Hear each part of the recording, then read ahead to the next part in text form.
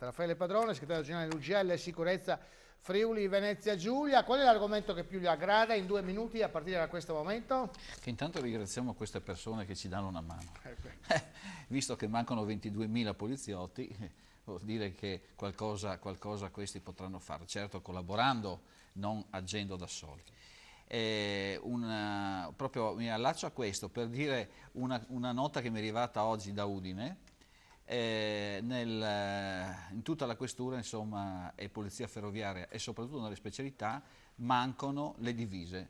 La stessa nota mi arriva da Milano, e Milano sappiamo che fra 2 o 3 mesi dovrebbe partire l'Expo, quindi avremo sicuramente poliziotti vestiti in una maniera e agenti poliziotti vestiti in un'altra. Questo ci fa un po' sorridere, però purtroppo questa è una situazione. Così come mi arriva una nota dagli aeroporti e dalle polizie di frontiera, sempre negli aeroporti anche di Venezia, una denuncia perché non sono stati forniti di lettore per i passaporti, il direttore e i telespettatori, e hanno fatto i passaporti elettronici, quindi la cosa più assurda è che noi non potremo leggere quel passaporto, quindi dovremo stare al computer e manualmente inserire i dati, e quindi le code che si avranno ai check per il passaggio sarà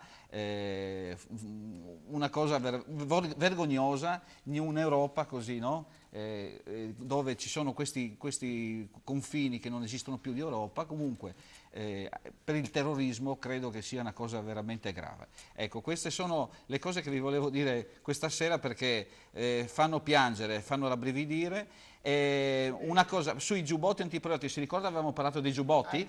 Ecco, sono stati acquistati 11.000 giubbotti in 3 anni e arriveranno e ne mancano 20.000, quindi su 11.000 qualcuno dovrà imprestare ai colleghi.